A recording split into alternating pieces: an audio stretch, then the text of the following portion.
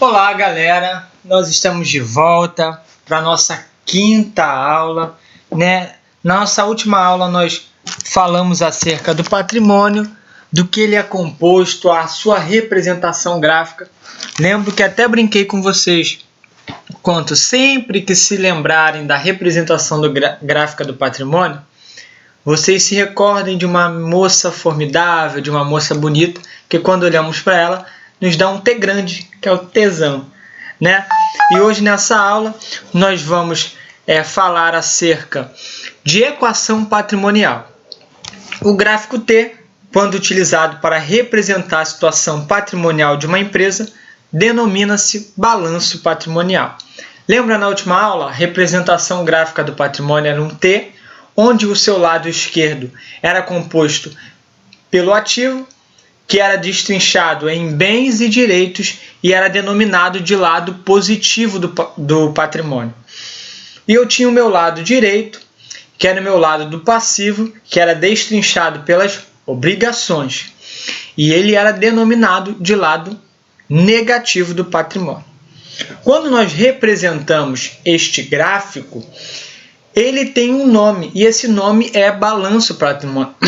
Esse nome é balanço patrimonial. É o nome da representação gráfica do patrimônio, balanço patrimonial. E na elaboração desse balanço, existe uma regrinha que ele deve ser apresentado em equilíbrio.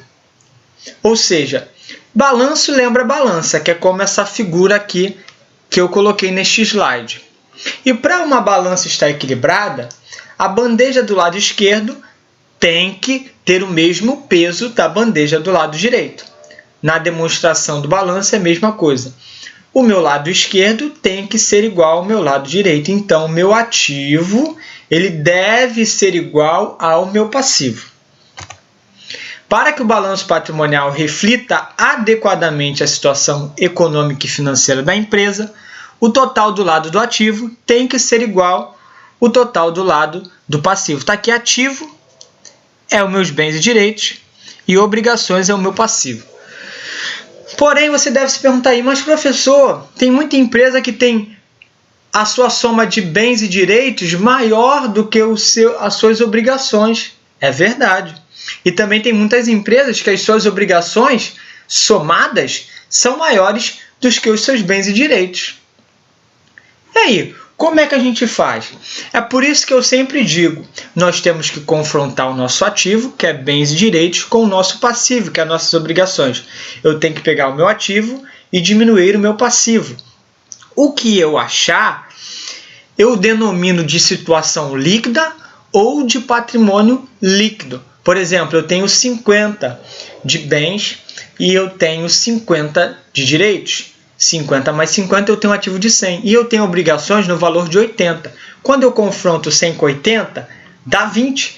Esse 20 vai ser a minha situação líquida ou o meu patrimônio líquido. Nós usamos mais o termo patrimônio líquido, tá bom, gente? E esse patrimônio líquido, ele vai lá para o lado do passivo, lá do lado direito, lá no lado negativo da minha demonstração do balanço patrimonial. E ele que vai fazer o efeito de equilibrar o meu balanço patrimonial. Logo, nós aprendemos que para termos uma demonstração do balanço patrimonial equilibrado, o meu ativo deve ter o mesmo valor que o meu passivo somado com o meu PL. Vamos lá. Situação líquida ou patrimônio líquido. É a diferença entre o ativo e o passivo. É o que eu acabei de explicar. Eu pego o meu ativo, diminuo meu passivo, acho o que denominamos de patrimônio líquido. Diz o slide, já sabemos que tudo que compõe o patrimônio deve ser avaliado em moeda, aspecto quantitativo. Vamos relembrar um pouquinho algumas aulas anteriores que estudamos aspecto quantitativo e qualitativo. Qualitativo é qualificar, é dar nome à conta. Caixa, móvel, banco, duplicatas a receber, duplicatas a pagar. E aspecto quantitativo é dar valor. 100 mil, 10 mil é o valor monetário daquele bem, daquele direito ou daquela obrigação. Beleza? E como eles têm o seu aspecto quantitativo, o seu valor monetário, para eu achar o valor do meu ativo, eu tenho que somar o valor monetário dos meus bens com o valor monetário dos meus direitos. Acho o meu ativo. Para achar o valor monetário do meu passivo, eu somo o valor monetário das minhas obrigações. Tenho agora o total do meu ativo, tenho agora o total do meu passivo. Pego o meu ativo, diminuo pelo meu passivo, acho o meu patrimônio líquido ou situação líquida. Está aí o nosso balanço patrimonial, é a representação gráfica do patrimônio, que é um T, seguindo aqui o mouse. Ó. E nesse exemplo, nós temos dois bens, que é caixa e imóvel. A caixa no valor de 18 mil, como eu disse nas outras aulas, caixa é a mesma coisa que dinheiro vivo, né? Dinheiro em espécie. Nós temos móveis no valor de 27 mil e de direitos, que é tudo aquilo que eu tenho a receber de terceiros, denominado na conta cliente, eu tenho 20 mil. Então eu sei que o meu ativo é a soma dos meus bens e direitos. De bens eu tenho 18 mil e 27 mil. 18 mil mais 27 mil, eu tenho 45 mil de bens. E tenho 20 mil de direitos. 45 mais 20, eu tenho um total do meu ativo de 65 mil. Vou para o meu lado direito. Passivo, onde ficam as minhas obrigações. Eu tenho fornecedores 8 mil, impostos a recolher 1.000, aluguéis a pagar 2.000 e salários a pagar 4.000. Somando todos eles, eu tenho um total do meu passivo de 15 mil. Mas, poxa, professor, peraí, a gente não está obedecendo o princípio do equilíbrio. É verdade. Por isso que eu tenho que confrontar o meu ativo, que é 65 mil, com o meu passivo, que é 15. 65 mil menos 15 dá 50 mil. Achei o meu PL, a minha situação líquida. E olha como é que ela fica lá no balanço. Como eu falei para vocês, ela vai lá para o lado do passivo, né, com o seu valor registrado, que é 50 mil. Reparem que agora o meu balanço está equilibrado. 65 mil de ativo, 65 mil de passivo. Situações líquidas patrimoniais possíveis. Os elementos patrimoniais, devidamente equacionados, poderão apresentar três situações líquidas patrimoniais diferentes. O que ele quer dizer com isso? Que toda vez que eu aplico a fórmula ativo menos passivo, aquele resultado que eu acho, que é o meu patrimônio líquido, ele pode se apresentar de três formas. A primeira é quando o meu ativo é maior que o passivo. Eu sei que quando o meu ativo é maior que o meu passivo, o meu patrimônio líquido ele vai ser positivo. Tá aqui, eu tenho bens no valor de 90, tenho direito no valor de 60. Somos dois, eu tenho um ativo de 150. E tenho no meu passivo uma obrigação de 100. Então, meu ativo é 150, o meu passivo é 100. Quando eu confronto 150 menos 100, dá 50.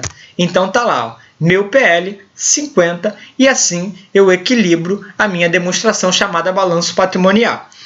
Quando o meu PL ele é positivo, acima de zero, eu posso chamar ele de situação líquida positiva, situação líquida ativa ou situação líquida superavitária.